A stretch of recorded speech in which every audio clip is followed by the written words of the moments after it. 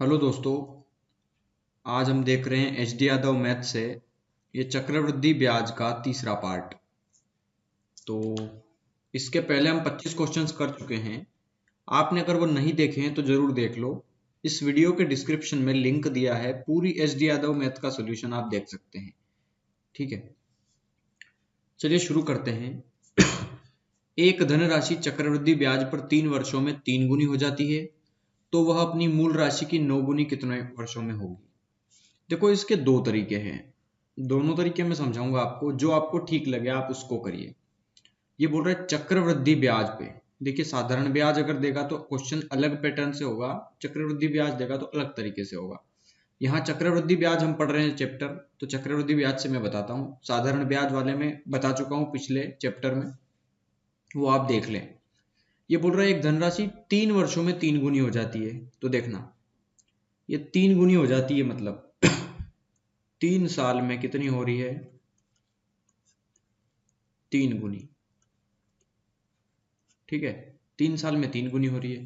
तो ये बोल रहा है कि 9 गुनी कितने वर्ष में होगी, कितने वर्ष में, मान लो 1 वर्ष, कितने वर्ष में 9 गुनी होगी। ठीक है, इस तरीके से होगा ये।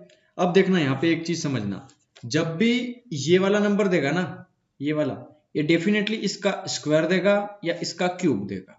देखो यहाँ पे क्या है, 9 है, और ये जो है हम जानते हैं इस 3 का क्या होता है, स्क्वायर। मतलब इस 9 को मैं लिख सकता हूँ 3 का स्क्वायर। 3 साल में 3, तो कितने साल में 3 का स्क्वायर होगी। समझ में आ रहा है नहीं। तो सिंपली क्या करना है कि 3 साल में हो रही थी ना पहले 3 गुनी, तो इस 3 साल को इसकी पावर से मल्टीप्लाई कर दो। 3 दूना कितना हो गया, 6। तो 6 साल में हो जाएगी ये सिंपल आंसर है आपका। ठीक है। या फिर दूसरा तरीका जो मेरा वाला है, वो ये कहता है कि एक चक्रवृद्धि ब्याज पर 3 वर्षों में कोई राशि 3 गुनी होती है। तो मान लो कोई राशि 1 थी, वो 3 गुना हो गई। 1 से 3 गुना हो गई ना, कितने वर्ष में, 3 वर्ष में। ये 3 वर्ष में हो गई 3 गुना। ठीक है। अब ये बोल रहा है तो 9 गुनी कब होगी। तो देखो, हर 3 3 साल में 3 गुना होती है ना, ये देखो 3 वर्षों में 3 गुनी हो जाती है। 1 से 3 हुई तो 3 हो गई। अब मान लो अब ये 3 है, तो 3 से फिर 3 गुनी होगी, तो 3 से 3 गुनी कितनी होगी, 9 गुनी। फिर से 3 साल लगेंगे ना, यहाँ पे 3 वर्ष फिर लगेंगे। ठीक है। अब एक चीज समझना, तो ये बोल रहा है कि अपनी मूल राशि की 9 गुनी कितने वर्ष में होगी। देखो, ये मूल राशि 1 थी, अभी वो हो चुकी है ना 9 गुनी, तो मूल राशि से 9 गुनी कितने साल में हुई, 3 साल ये, 3 साल ये, टोटल कितने साल, 6 साल। तो जो आपको तरीका ठीक लगे आप उससे करें, आंसर डेफिनेटली करेक्ट आएगा। यहां देखना, फिर से वही सवाल है, दो तरीके बताता हूं। 4 वर्षों में दुगनी होती है, तो देखो 4 साल में 2 गुनी होती है, तो कितने साल में 4 गुनी होगी। और जो 4 गुनी होगी वो डेफिनेटली 2 का कुछ ना कुछ होगा, तो 2 का स्क्वायर होता है ना 4, 2 की घात 2 4 ही तो होता है। तो 4 गुनी कितने साल में होगी, तो मैंने क्या बताया, जितने साल और कितनी पावर है उसका मल्टीप्लाई कर दो। 4 दूना कितना हो गया, 8। तो 8 साल में हो जाएगी वो 4 गुनी। ये हो गया आंसर। या फिर दूसरा तरीका मेरे वाला, तो ऐसा है कि 4 वर्ष में दुगनी होती है। तो मान लो कोई राशि 1 थी, वो दुगनी हो गई, मतलब 2 हो गई, कितने, 4 वर्ष में। फिर अब 2 है, 2 की फिर दुगनी होगी, कितनी, 4 हो जाएगी, फिर से 4 वर्ष लगेंगे। तो ये बोल रहा है कि वो मूल राशि की 4 गुनी कितने साल में होगी। तो ये मूल राशि 1 है, इसकी 4 गुनी हो गई ना अब ये 4, तो कितने साल लगे, 4 साल ये, 4 साल ये, 8 साल। ठीक है। चलिए अगला करते हैं। अब आप ये कर सकते हैं ना, बिल्कुल इजी है। देखिए, 5 साल में 2 गुनी होती है, तो कितने साल में 8 गुनी। 8 का मतलब क्या होता है, 2 का क्यूब, है ना, 2 का क्यूब होता है ना। तो 5 का मल्टीप्लाई सिंपली इस पावर में करना है, 5 दिया 15, तो 15 साल में हो जाएगी ये पहला तरीका। दूसरा तरीका ये कहता है 5 साल में दुगनी होती है, 1 से 2 गुनी हो गई 5 साल में। फिर 2 से 2 गुनी होगी, 4 होगी, फिर 5 साल लगेगा।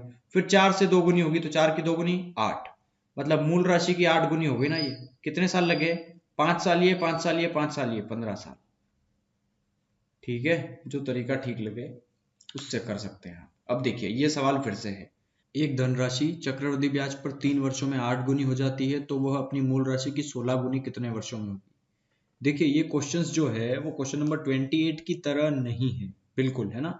यहाँ थोड़ा सा आपको समझना होगा, मैं थोड़ा इसको समझाऊंगा, क्योंकि कई बार देखो हर बार जरूरी नहीं है कि यहाँ 2 है तो 2 की पावर ही कुछ होगी ऐसा दे, कुछ नया देगा। देखो 8 गुना है फिर 16 गुना है, डबल आ गया इसका, कोई क्यूब स्क्वायर कुछ नहीं दिया है।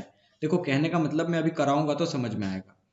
ये बोल रहा है कि कोई राशि 3 वर्षों में 8 गुनी हो जाती है तो कितने वर्षों में 16 गुनी होगी। तो आप देखेंगे कि 8 गुनी होने में 3 साल लगा रहे हैं, तो 16 गुनी होने में 6 साल लगा देंगे और आप 6 साल कर दोगे और सवाल गलत हो जाएगा। 3 साल में 8 गुनी तो 6 साल में 16 गुनी, सिंपल है ना। देखने से तो यही पता चल रहा है। तो इस तरीके से इसको हम नहीं करेंगे, मैं आपको यहाँ थोड़ा सा इसका कंसेप्ट बताता हूँ, कहने का मतलब क्या है। देखो ये बोल रहा है 3 वर्षों में 8 गुनी हो रही है तो 16 गुनी कितने वर्षों में। दोनों क्वेश्चंस काफी अलग है। वहां हम क्या करते थे, देखो उसको इससे करके बताता हूं मैं। 3 वर्षों में कोई राशि 8 गुनी हो रही थी तो हम क्या करते थे कि कितने वर्षों में 16 गुनी। अब 16 गुनी क्या करें, देखो यहाँ पे आप समझना, यहाँ 2 गुनी हो रही थी तो यहाँ 8 गुनी, तो हम या 8 वाले मतलब जो सेकंड वाले केस है उसमें हम उसकी पावर करके कर सकते थे। 8 को क्या लिख सकते थे हम, 2 की पावर 3, है ना, तो 8 आ जाता था हमारा। अब यहां देखेंगे आप तो 16 को क्या लिख सकते हो आप, 16 को आप क्या लिख सकते हो, कुछ भी नहीं लिख सकते ना, किसी की पावर 4 का स्क्वायर 2 होगा। ठीक है, क्या लिख सकते हो आप। तो यहाँ पे बस वही चीज है कि यहाँ पे हम इसको इससे कंपेयर नहीं कर पाएंगे। तो अब मैं इसका दूसरा तरीका बताता हूँ, इसको हम कैसे करेंगे सिंपली। देखिए 3 वर्षों में 8 गुना हो रहा है वो, तो पहले एक काम करो, ये जो 8 गुनी और 16 गुनी जो है ना, वो आप जानते हैं कि 8 को भी मैं 2 की पावर में लिख सकता हूँ और 16 को भी मैं 2 की पावर में लिख सकता हूँ। तो देखो 3 वर्षों में कितना हो रहा है, 2 की पावर 3 हो रहा है। 2 की पावर 3 मतलब होता है कितना, 8। 2 का क्यूब करो ना, 2 गुना 2 8 ही तो होगा। 2 दूना 4, 4 दूना 8। 3 साल में 2 की पावर 3 हो रही है ये, तो 16 गुनी। तो यहाँ एक चीज समझना, पहले पहली लाइन को ही समझो, दूसरी लाइन बाद में। 3 साल में 2 की पावर 3 हो रही है, मतलब 3 साल में घात जो है वो 3 हो रही है। तो 3 किसकी वैल्यू हो गई, 3 की। ठीक है, तो 16 गुनी कब होगी, तो 16 गुनी का मतलब क्या होता है, 2 की घात 4। ये चीज समझ में आ रही है। 3 साल में घात 3 हो रही है ना, ये 2 की घात 3 हो रही है। 3 साल में घात 3 हो रही है तो 2 की घात 4 मतलब कितना होता है, 16 ही तो होता है ना, 2 की घात 4। तो ये बोल रहा है 3 साल में घात 3 हो रही है तो 4 साल में घात 4 होगी ना, सिंपल हिसाब है ना। 3 साल 3 की वैल्यू तो 1 होगी, 1 की वैल्यू 3 साल में 3 घात, तो 1 साल में 1 घात, तो 4 साल में 4 घात। सिंपल है ना। तो यहाँ कितना साल लगेगा, 4 साल लगेगा। ये हो गया आपका आंसर इसका। हम इस तरीके से इन क्वेश्चंस को डील करेंगे। देखिए एक और सवाल आया है अगला, इसको आप करेंगे। देखो ये बोल रहा है कि यहाँ 5 वर्षों में दुगनी होती है, तो देखो 5 वर्ष में 2 गुना, है ना, तो 8 गुना कितने वर्ष में होगी, 8 गुना, 8 गुना कब होगी। तो देखो यार हम 2 को, इस 8 को क्या लिख सकते हैं, 2 का क्यूब। सिंपल है ना, यहाँ लिख सकते हैं हम। देखो पिछले सवाल में ऐसा कुछ नहीं था यहाँ पे। ठीक है, पिछले सवाल में ऐसी कंडीशन नहीं बन रही थी क्योंकि 8 था और 8 का डबल है ये नंबर। और यहाँ आप देखेंगे तो ये इसका डबल नहीं है, सिंपल है ना। तो आपको यहाँ पता चल रहा होगा। अब देखो यहाँ पे आप क्या कर सकते हो, इसको मैंने क्या बताया था कि जितने वर्ष हो उतने का उसकी पावर में मल्टीप्लाई करो, आंसर आ जाएगा 5 × 15। तो 15 वर्ष हो गया आपका आंसर यहाँ पे। या दूसरा तरीका यह है कि 5 साल में दुगनी होती है, तो देखो आज 1 है तो वो 2 गुनी हो गई कितने साल में, 5 साल में। फिर 2 है कोई राशि तो वो दुगनी हो जाएगी तो 4 हो जाएगी कितने साल में, 5 साल में। फिर वो 4 है तो कोई वो दुगनी हो जाएगी तो 8 हो जाएगी कितने साल में, 5 साल में। तो देखो मूल राशि की 8 गुनी, ये मूल राशि 1 थी उसकी 8 गुनी कितने साल में हुई, 5 साल, 5 साल, 5 साल, 15 साल, 15 साल में हुई। देखो क्वेश्चंस का तरीका देखकर हम तरीके लगाएंगे। ठीक है, चलिए क्वेश्चन नंबर 31 देखते हैं। यदि कोई धनराशि चक्रवृद्धि ब्याज के आधार पर 3 वर्षों के चक्रवृद्धि ब्याज जोड़कर इतने गुनी हो जाए तो ब्याज की दर कितनी होगी। देखो कहने का मतलब यह है 3 वर्षों में कोई राशि इतने गुना हो रही है। इसको पहले में थोड़ा सा, ये होता है 3 सही 3/8। ये कहने का मतलब ये है, ऐसा है। ठीक है, तो 8 या 24, 25, 26, 27, 27/8 है ना। इसको मैं सोल्व कर लूँ तो 27/8 3 वर्षों में इतनी हो रही है। तो देखो इस तरीके के सवाल को बहुत जल्दी 3 से 4 या 5 सेकंड में इसको कैसे करेंगे बहुत जल्दी। तो देखो पहले इसको समझ लो एक सवाल को, उसके बाद आप प्रैक्टिस करना सीधा स्टार्ट कर देना जब भी इस तरह का क्वेश्चन दिखे, कोई भी नंबर हो। पहले इसको थोड़ा सा मैं समझाऊंगा तो समय लगेगा, अगली बार आपको कोई समय नहीं लगेगा। देखो 27/8 है ना, तो मान लो कोई मूलधन है और ये मिश्रधन है। ठीक है, सिंपल। मूलधन की इतना गुना हो गई है चक्रवृद्धि ब्याज जोड़कर, तो मूलधन मान लो 1 है, तो मिश्रधन कितना हो गया उसका इतना गुना, मतलब 1 का इतना गुना, तो इतना ही हो गया ये 27/8। सिंपल है ना। तो देखो यहाँ 8 का क्रॉस मल्टीप्लाई करोगे तो 8 मूलधन हो गया, मिश्रधन कितना हो गया 27, और ये कितने वर्षों में हुआ है 3 वर्षों में। मतलब डेफिनेटली देखो एक चीज समझना यार, ये वर्ष किस तरीके से काम करता है पता है आपको। ये जो 3 है, 2 है, 4 है, ये हमेशा 2 आएगा तो वर्ग के हिसाब से काम करेगा, 3 आएगा ना तो घन के हिसाब से, क्यूब के हिसाब से काम करेगा। देखो यहाँ 3 दिया है ना, तो डेफिनेटली ये जो है नंबर ये किसी ना किसी के क्यूब है, आप जानते हैं ये किस, और जितने साल देना मतलब जितने वर्ष दे वो यहाँ लिखना है आपको। 3 वर्ष दिया तो 3, सिंपली जितने वर्ष दे उतने का उनका रूट लगाना है, ठीक है। और 8 किसका क्यूब होता है 2 का, 27 किसका क्यूब होता है 3 का। मतलब कोई चीज 2 से 3 हुई, कितनी बड़ी, 1 बड़ी। मूलधन 2 रुपए था ना, मिश्रधन कितना हो गया 3, मतलब 2 रुपए पे 1 रुपए का ब्याज आया, तो 2 रुपए पर 1 रुपए का ब्याज आया है, तो ये कितना परसेंट है।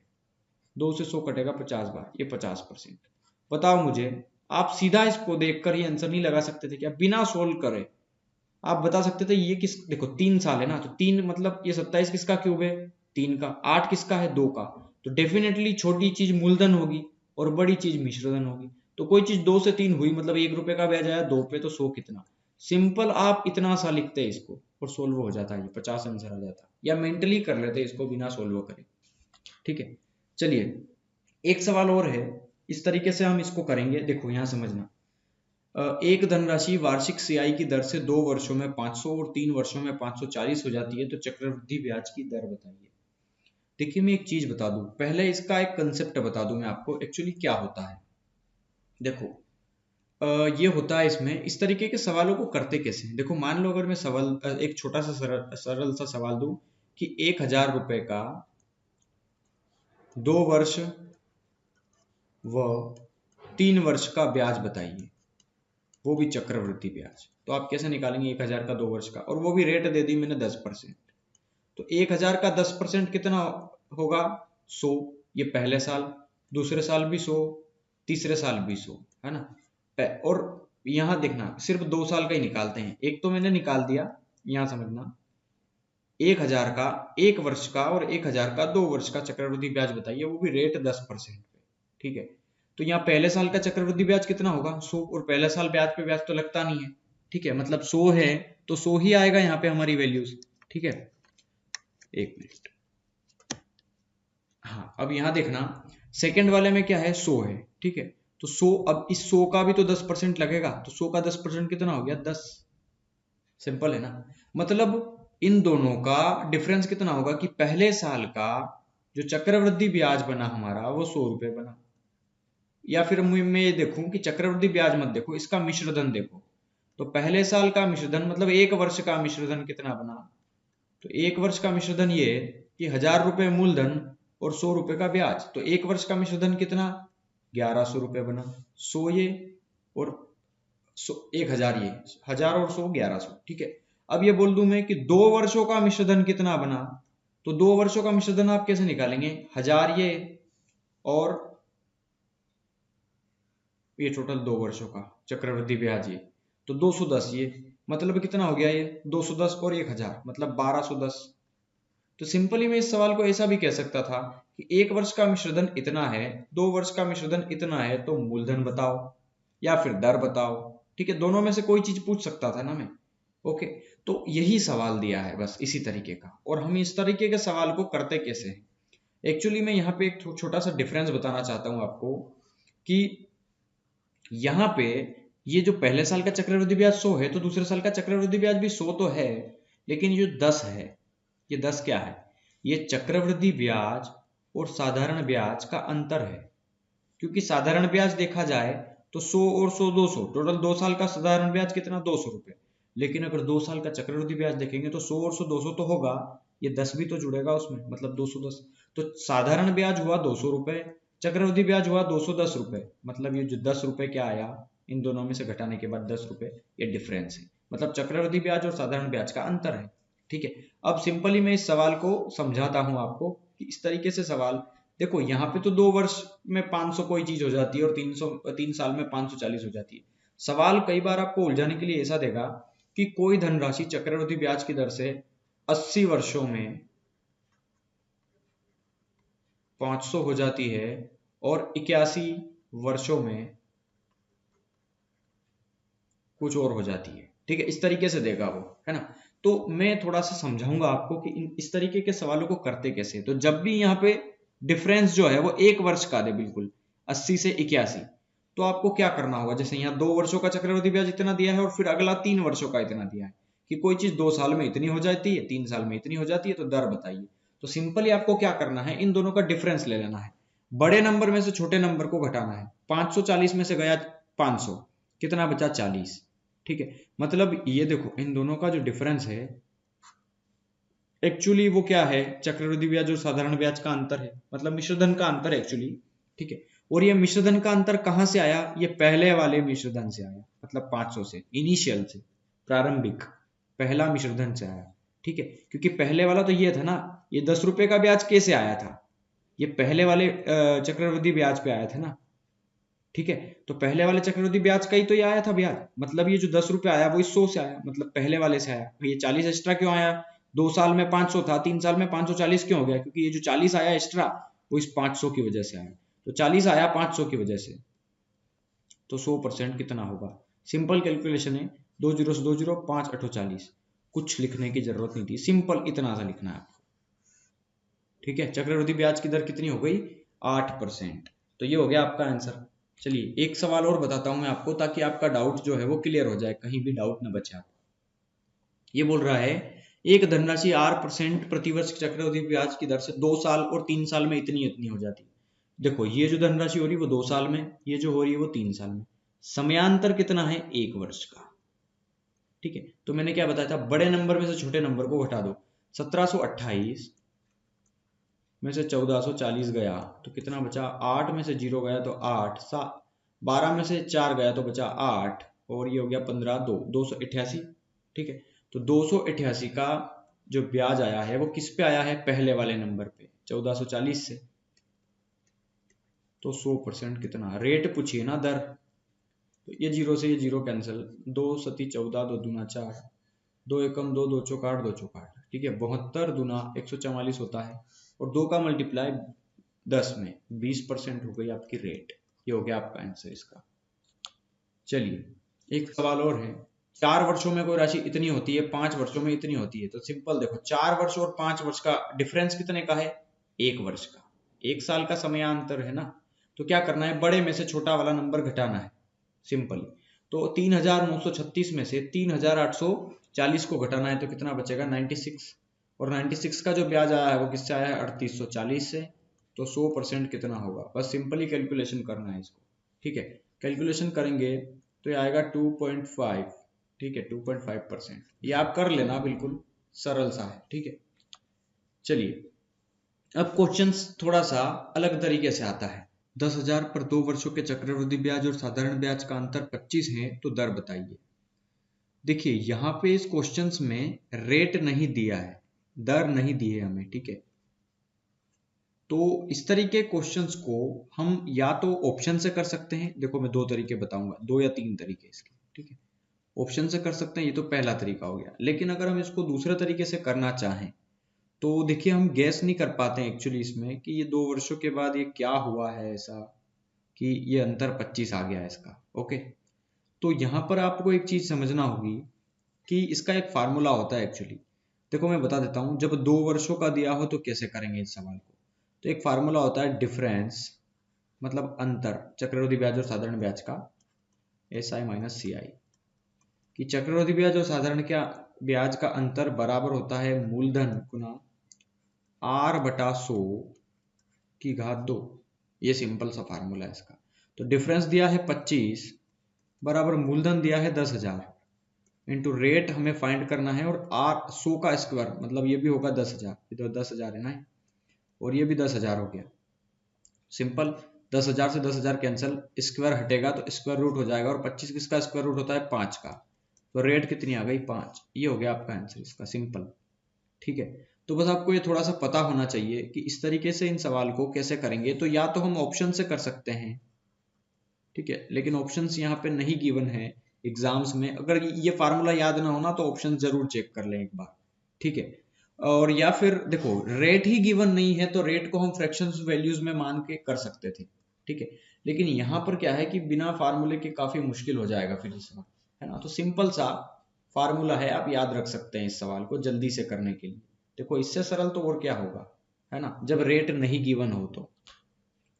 चलिए, एक धनराशि 3 वर्षों में 10% वार्षिक चक्रवृद्धि ब्याज की दर से, देखो यहां पर इस सवाल में रेट गिवन है तो ये सवाल काफी इजी हो जाएगा। कैसे हो जाएगा, देखो समझना। एक्चुअली आप जब भी हो ना सवाल को 100 मान लिया करो। मूलधन कितना मान लोगे आप, 100। अगर साधारण ब्याज की, देखो दो चीज दी है ना, ये जो 31 है वो साधारण ब्याज और चक्रवृद्धि ब्याज का अंतर दिया है, तो धनराशि पूछिए। तो मूलधन तो हम 100 मान के ही कर रहे हैं सारे सवाल, जितने भी चैप्टर हुए हैं अभी जितने भी, ठीक है। तो यहां समझना, अगर मैं 100 मान लूं मूलधन, तो 100 का 10% के हिसाब से 3 साल का ब्याज कितना होगा, 30 रुपए। एक साल की दर 10% है तो 3 साल की दर 30% होगी। तो साधारण ब्याज की दर कितनी हो गई आपकी, 30%, ठीक है। चक्रवृद्धि ब्याज की दर आपकी क्या होगी, तो देखो पहले साल 10, फिर 10 और ये 21 हो जाएगा, ये है ना। चक्रवृद्धि ब्याज, देखो साधारण ब्याज तो 30 हो गया ना, चक्रवृद्धि ब्याज में क्या होगा, 100 रुपए मूलधन पे पहले साल, दूसरे साल और तीसरे साल, 3 साल ब्याज लगेगा। 100 का 10% हो गया 10, तो पहले साल भी 10, दूसरे साल भी 10, तीसरे साल भी 10। 10 का भी 10% कितना, 1, तो ये हो गया 20। 20 का 10% 2। अब इस 1 का भी 10% लगेगा ना, तो 0.1, ठीक है। मतलब 30 और ये 3, 33 और ये 33.1। तो चक्रवृद्धि ब्याज कितना होगा, 33.1। और साधारण ब्याज कितना होगा, 10, 20 और 10, 30। ये साधारण ब्याज है, सबसे शुरू वाले नंबर साधारण ब्याज होता है, और सारे नंबर जो जोड़ लोगे तो वो हो जाएगा आपका चक्रवृद्धि ब्याज, ठीक है। तो ये बोल रहा है साधारण ब्याज और चक्रवृद्धि ब्याज का अंतर 31 है। हमारे हिसाब से कितना अंतर है यहाँ, 3.1 का। तो वो उसके हिसाब से 31 है, हमारे हिसाब से 3.1 का अंतर। तो हमें क्या निकालना है, धनराशि 100% की वैल्यू। दशमलव हटेगा, जीरो लग जाएगा। 31 से 31 कटेगा एक बार और ये जीरो है। 10 का मल्टीप्लाई 100 में 1000 रुपए होगा आपकी धनराशि, ठीक है। तो ये हो जाएगा आपका यहाँ पे आंसर। चलिए अगला सवाल करते हैं, क्वेश्चन नंबर 37। किसी धनराशि पर 8% की ब्याज की दर से 2 वर्ष के चक्रवृद्धि ब्याज और साधारण ब्याज का अंतर कितना है। देखो इस सवाल को भी हम कर सकते हैं सिंपली। साधारण ब्याज की दर कितनी होगी, पहले साल 8 तो दूसरे साल भी 8, टोटल कितनी, 8 + 8, 16%, है ना। और चक्रवृद्धि ब्याज की दर क्या होगी, पहले साल 8, दूसरे साल 8 और प्लस, अब इस 8 का भी 8%, क्योंकि 8 का 8% कितना, 0.64, ठीक है। समझ में आया नहीं ये। तो यहाँ पे 8 और 8 तो 16 है, और यहाँ पे भी 8 और 8 16 है, लेकिन ये 0.64 इसमें ज्यादा है, तो ये अंतर हो गया। और यहाँ बोल रहा है कि इन दोनों का अंतर इतना है। या फिर हम ऐसे तरीके से समझाऊं कि चक्रवृद्धि ब्याज की दर निकालना है 8 की, तो देखो पहले साल 8 है, ये फर्स्ट ईयर, दूसरे साल भी 8, लेकिन इस 8 की भी तो 8% निकलेगी, कितनी होगी, 0.64। तो 8 और 8 16, ये तो साधारण ब्याज हो गया। चक्रवृद्धि ब्याज कितना, 0.64, ठीक है। तो ये इन दोनों का डिफरेंस हो गया। मतलब ये बोल रहा है 768 डिफरेंस है, हम बोल रहे हैं 0.64 है। तो 100% कितना होगा, धनराशि निकालना है। दशमलव हटेगा तो 2 जीरो लगेगा यहाँ। 8 से काट दो इसको, 8 × 8 = 64, 8 × 9 = 72, कितना बचा, 8 × 6 = 48 और डबल जीरो, है ना। 8 एकम 8, 8 दूना 16, ये 1200 और 2 जीरो ये, तो 1200 और 2 जीरो ये, मतलब 1,20,000, 1,20,000 हो गया आपका आंसर यहाँ पे, ठीक है। चलिए क्वेश्चन नंबर 38 देखते हैं, क्या बोल रहा है। 2 वर्षों में किसी राशि पर 5% की दर से चक्रवृद्धि ब्याज और साधारण ब्याज का अंतर 6 है। 5% की दर से 2 साल का चक्रवृद्धि ब्याज और साधारण ब्याज का अंतर, तो पहले साल साधारण ब्याज 5 और दूसरे साल भी 5, तो साधारण ब्याज कितनी हो गई टोटल, 10%, है ना। चक्रवृद्धि ब्याज कितनी होगी, पहले साल भी 5, दूसरे साल भी 5 और तीसरे साल क्या होगी, इस 5 की भी 5%, तो 0.25, मतलब ये कितनी होगी, 10, 5 और 5 10, 10 और ये 0.25, मतलब 10.25। तो हमें ना तो ये निकालना है ना इतना सा निकालना है, हमें बस ये निकालना है कि एक्स्ट्रा कितना है उसमें। सिंपल है ना। तो 0.25 है, तो 0.25 अंतर है, ये बोल रहा है 6 अंतर है, तो 6 हो गया। 0.25 की वैल्यू तो 100 कितना होगा, ये दशमलव हटेगा तो दो संख्या है तो 2 जीरो लग जाएंगे। 25 चौक 100, 400, 4 छंग 24, 2400 रुपये हो गया आपका मूलधन। ये हो गया आपका आंसर। चलिए क्वेश्चन नंबर 39 करते हैं। देखो फिर से वो सवाल आ गया है, यहाँ पे दर नहीं दिया है, ठीक है, रेट नहीं देगा तो थोड़ा सा आप उलझ जाएंगे, इसलिए आपको एक फार्मूला मैंने अभी जस्ट बताया था, याद रख लें आप कि difference equals to principal into R upon 100 का होल स्क्वायर। ये सिंपल सा फार्मूला है, जब 2 वर्ष का दे तब, ठीक है। 3 वर्ष का एक अलग फार्मूला है, सेम है इतना, बस यहाँ 100 प्लस आर वाला है, ठीक है। उसको जब जरूरत लगेगी तब बता दूंगा। यहाँ समझो 5,000 रुपए, तो देखो डिफरेंस कितना दिया है 32 रुपए, प्रिंसिपल कितना दिया है 5,000 रुपए, रेट का स्क्वायर इंटू 100 का स्क्वायर मतलब 100 गुना 100, 2 जीरो से 2 जीरो कैंसिल, 50 दुना 100, 32 दुना कितना हो जाएगा 64, 64 बराबर आर स्क्वायर। 64 किसका स्क्वायर होता है 8 का स्क्वायर, इधर है आर का स्क्वायर, स्क्वायर से स्क्वायर हट गया, तो रेट कितनी आ गई 8%। तो दर पूछी थी नहीं आपकी, 8% हो गया आपका आंसर। चलिए क्वेश्चन नंबर 14 देखते हैं। यदि यह वह धनराशि कितनी होगी जिसपे 8% की दर से 2 वर्षों का चक्रवृद्धि ब्याज और साधारण ब्याज का अंतर 8 के बराबर है। तो साधारण ब्याज की दर देखना, पहले साल 8, दूसरे साल 8, 8 और 8 16। चक्रवृद्धि ब्याज की दर 8 और 8 16 तो होगी, लेकिन 8 का भी 8% कितना होगा 0.64, एक्स्ट्रा तो वही होगा ना। मतलब साधारण, देखो सीधा अब मैं ये इतना नहीं लिखूंगा, अब सीधा आपको समझ में आ रहा होगा कि कैसे निकालते हैं। इस 8 का ही 8% निकाल दो, 0.64 होगा, क्योंकि 8 का 8% देखोगे तो 64 होगा, और 64 में जब 100 का भाग देंगे तो 0.64, ठीक है। तो एस आई माइनस सी आई, साधारण ब्याज और चक्रवृद्धि ब्याज का अंतर कितना आ गया 0.64, वो बोल रहा है 8 का अंतर है, तो 8 का अंतर है हमारे हिसाब से, 0.64 का अंतर है, तो 100 की वैल्यू कितनी होगी, पॉइंट हटेगा तो 2 जीरो लगेगा, 8 एकम 8, 8 अठी 64, 8 से कटेगा ये 12.5 बार, क्योंकि 12.5 की फ्रैक्शन वैल्यू होती है ना 1/8। 100 का मल्टीप्लाई करेंगे तो 1250 होगा आपका आंसर, क्योंकि धनराशि जो होगी वो 1250 होगी। अब ये सवाल भी है, आप कर सकते हैं। देखो 5 साल के लिए अंतर 160 है, तो 5 पंजे 25 मतलब 0.25, तो 160 हो गया, 0.25 की फ्रैक्शन वैल्यू, तो 100 कितना होगा। देखो मैं कैसे कर रहा हूं, मैं एक चीज एक बार और बता देता हूं, ठीक है, सबको समझ में आ जाना चाहिए। साधारण ब्याज क्या होता है, 5% के हिसाब से 2 साल के चक्रवृद्धि ब्याज और साधारण ब्याज का अंतर 160 है, मतलब पहले साल 5% दर है साधारण ब्याज की, तो दूसरे साल भी 5% होगी, मतलब टोटल 10%। चक्रवृद्धि ब्याज की दर कैसे निकालते हैं हम, देखो यहाँ पे मैं थोड़ा समझाऊंगा। ये फर्स्ट ईयर है, ये सेकेंड ईयर है। यहाँ पे मूलधन मुझे नहीं पता, मैं 100 मान के कर रहा हूँ कि 100 मान लिया मूलधन मैंने, तो 100 का पहले साल 5% कितना होता है 5 ही होता है, ठीक है। दूसरे साल फिर 100 का 5% 5 ही होगा, लेकिन यहाँ 5 का भी तो 5% लगेगा, 5 का 5% कितना होता है 25, और 25 में जब 100 का भाग देंगे तो 0.25, ठीक है। ये चक्रवृद्धि ब्याज टोटल आया हमारा 5, 5 और 0.25 मतलब 10.25, ठीक है। तो इन दोनों का अंतर कितने का है यहाँ 10 और 10.25 मतलब 0.25 का अंतर है। ये बोल रहा है 160 का अंतर है, हम बोल रहे हैं 0.25 का। अब सिंपल समझ में आ गया होगा, इतना कुछ करने की जरूरत नहीं है, सिंपल ही आप देख के बता सकते हैं। तो देखो दशमलव हटेगा तो 2 जीरो लग जाएंगे, 25 चौक 100, तो 16 चौक कितना हो गया 64,000। ये सिंपल ही आपका आंसर। अब बताओ, आप बिना पेन के भी आप इस तरह के सवाल को कर सकते हैं। चलिए क्वेश्चन नंबर 42, ये आप कर सकते हैं, बिल्कुल सेम क्वेश्चन है, तो ये सेम है इसके लिए मैं छोड़ रहा हूं इसको। यहाँ पे ये भी सेम है, ठीक है। और देखो आप यहाँ से गौर से देखेंगे ना आप, तो क्वेश्चन नंबर 44 से लगा करके 49 तक also are similar questions, same question है 44 से लगा करके 49 तक, तो ये आप कर सकते हैं ना। चलिए मैं क्वेश्चन नंबर 50 बता रहा हूँ। देखो बार बार कमेंट मत करना कि सर वो क्वेश्चंस क्यों नहीं करवाए, अगर आपको देखना हो ना डिटेल में इनको अच्छे से, तो मैंने अभी जस्ट करवाए हैं आपको क्वेश्चन नंबर 35 से, तो 35 से ये सारे क्वेश्चंस देख लोगे ना, जितने अभी मैंने करवाए उतने समझ जाओगे, तो डेफिनेटली ये 44 से 49 तक के सारे क्वेश्चंस कर लेंगे।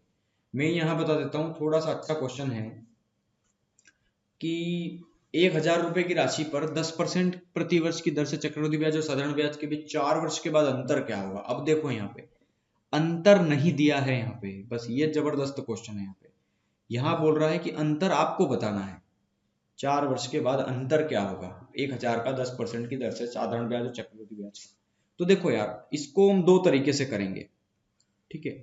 दो तरीके से, किस तरीके से करेंगे हम यहाँ समझना। एक तो मैंने फार्मूला बताया था आपको, क्या बताया था, डिफरेंस बराबर प्रिंसिपल मतलब 1000 गुना रेट मतलब 10 बटा 100 का होल स्क्वायर, ये बताया था मैंने। दो, ये 0 से 0 कट गया, मतलब यहाँ कितना बचा 1000 गुना 1 बटा ये 10 का स्क्वायर कितना होता है 100, 2 0 से 2 0 कैंसिल, है ना। तो ये डिफरेंस आ गया आपका। अच्छा यहाँ पे पावर, अच्छा सॉरी माफी चाहता हूँ, गलत बोल गया। ये फार्मूला कहाँ लगेगा, मैंने बताया था आपको, जब 2 वर्ष दिया हो, ठीक है। यहाँ 4 वर्ष दिया है तो ये फार्मूला यहाँ पे एप्लीकेबल नहीं होगा, है ना। 2 वर्ष का अलग होता है, 3 वर्ष का और 4 वर्ष का अलग होता है। ओके, अब मैं इस सवाल को मैं आपको अच्छे तरीके से करना सिखाता हूँ। एक्चुअली क्या होगा, 10,000 का 10% निकालना है, तो मान लो पहले साल, दूसरे साल, तीसरे साल और चौथे साल। 1000 का 10% कितना होगा 100 रुपया। पहले साल भी 100 रुपया, दूसरे साल भी 100 रुपया, तीसरे साल भी 100 रुपया, चौथे साल भी 100 रुपया। इस 100 का 10% कितना होगा 10। अभी 10 का डबल करते जाओ, 10 10 10 में 10 जोड़ो 20, 20 में 10 जोड़ो 30। डबल नहीं करना है एक्चुअली, 10 10 जोड़ना है। अब ये 10 20 30 कैसे हुआ, इस 100 का 10% कितना हो गया, ये 10। अब ये 20 कैसे आया, तो देखो 20 आया है यहां से, या ये 100 और एक ये 100 ऊपर वाला, 100 और 100, 200, 200 का 10% निकला है, तो 200 का 10% हो गया 20। अब ये 30 कहां से आया, तो देखो यहाँ 30 आया इस 100 से, 100 के ऊपर वाले सारे नंबर को जोड़ना है। ये 30 कैसे आया, तो ये 100, ये 100 और ये 100, 300, 300 का 10% हो गया 30, ठीक है। अब इस 10 का 10% कितना होगा 1, और यहां देखना 20 और 10 30, 30 का 10% कितना होगा 3, ठीक है। अब इस 1 का 10% कितना होगा 0.1। ओके, तो ये बोल रहा है कि 4 वर्ष के बाद अंतर कितना होगा। तो देखो मैंने एक चीज बताई थी कि ये जो आप जोड़ेंगे 4 नंबर, तो ये तो साधारण ब्याज होगा, और इसको छोड़ करके बाकी जितनी भी जगह बचेगी, ये वाला एरिया पूरा, ये डेफिनेटली साधारण ब्याज और चक्रवृद्धि ब्याज का अंतर होता है। तो जोड़ लो इसको, 30 और 20 50 और 10 60, 60 और 1 61 और 3 64, 64.1। ये साधारण ब्याज और चक्रवृद्धि ब्याज का होगा आपका अंतर। 4,000 रुपए के मूलधन पर 5% की दर से 2 वर्ष के चक्रवृद्धि ब्याज और साधारण ब्याज का अंतर। देखो 2 वर्ष दे दिया है अब यहाँ पे, तो 2 वर्ष का तो फॉर्मूला है ना हमारे पास, क्या है, difference equals to principal into R upon 100 की पावर 2। डिफरेंस कितना है वही तो हमें निकालना है, ठीक है।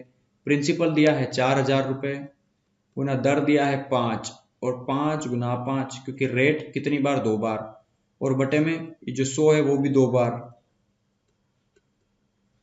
2 0 से 2 0 कैंसिल, और ये 5 पंजे 25, 25 चौक 100, 4 4 से 40 कट गया 10 बार, ठीक है। मतलब ये जो डिफरेंस आया है इसकी वैल्यू कितनी आ गई 10। तो ये हो गया आपका आंसर इसका, सिंपल, ठीक है। या फिर हम कई तरीके से कर सकते हैं इसको। देखो दूसरा तरीका ये है, एक तो पहला तरीका ये है, देखो फार्मूला पता था हमें तो काफी जल्दी कर लिया। देखो यार, अगर क्वेश्चंस को जल्दी करना है और एक या दो फार्मूले अगर किसी चैप्टर में याद करना पड़ जाए तो क्या जाता है, इतना तो याद कर सकते हैं ना। हालांकि मैं जानता हूं कि जो एरिथमेटिक है वो बिना फार्मूले के हो सकती है, और मैं बताता भी हूं आपको, लेकिन जब बहुत जल्दी हो जाता है उससे, तो एक फार्मूला याद रखने में क्या जा रहा हमारा, ठीक है। या फिर दूसरा तरीका बताऊं मैं आपको, तो देखो हमें अंतर निकालना है ना साधारण ब्याज और चक्रवृद्धि ब्याज का। मूलधन दिया है, मतलब मूलधन है 4,000 रुपए, जो कि 100% की वैल्यू होती है, हमें दिया है ये, ठीक है। अब हमें निकालना क्या है एक्चुअली, 5% के हिसाब से 2 साल का चक्रवृद्धि ब्याज और साधारण ब्याज का अंतर। तो साधारण ब्याज की दर कितनी होगी 5% के हिसाब से 2 साल तक, 5% एक साल, फिर 5% एक साल, 2 साल के लिए 10%। तो साधारण ब्याज की दर होगी टोटल 10%, लेकिन चक्रवृद्धि ब्याज की दर देखेंगे आप अगर, तो वो 5 होगी और 5 10 तो वो भी होगी, लेकिन उस वो 5 का भी 5% होगी, मतलब 0.25 होगी। तो 0.25 की वैल्यू निकालना है, बस ये सिंपल, बिना फार्मूले के आप ऐसे करेंगे इसको।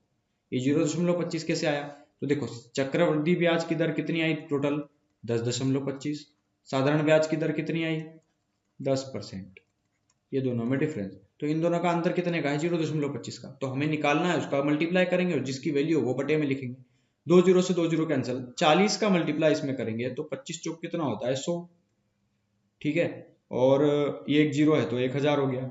अब दो संख्या के बाद दशमलव है तो दो संख्या के बाद दशमलव लगा दो यहाँ पे, तो 10.00 मतलब सिर्फ 10 है ना, तो ये 10 आ गया इनका डिफरेंस, ये हो गया आपका आंसर इसका।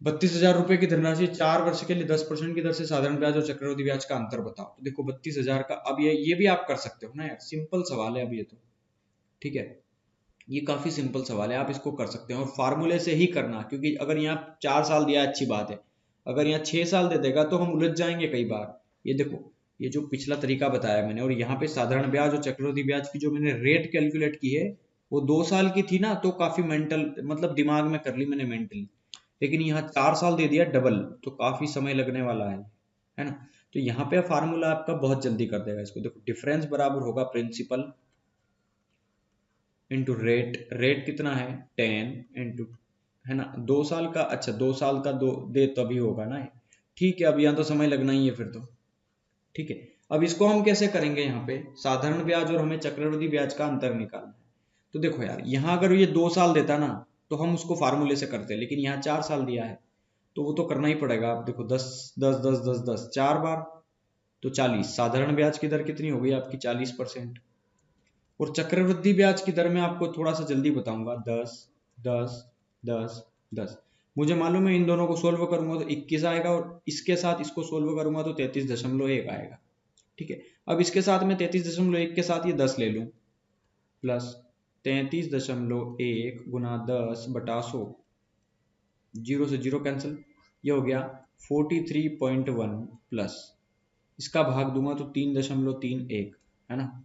अभी देखो यहाँ कितना होगा 43 और 3 हो गया 46.41, 46.41, बस देखो 32,000 जो है वो मूलधन दिया है जो कि 100% की वैल्यू दी है, तो हमें निकालना है 46.41, 2 जीरो से 2 जीरो कैंसिल, 320 का मल्टीप्लाई करना है बस। अब मल्टीप्लाई तो आप कर सकते हैं, मल्टीप्लाई करने के बाद ये आएगा 2051.20, ठीक है, तो ये हो जाएगा यहाँ पे आपका आंसर। देखो यार दशमलव में हमने एक दो वैल्यूज छोड़ी है, इसलिए ये आगे पीछे थोड़ा थोड़ा हो सकता है ना, वरना आंसर सेम आएगा हमें।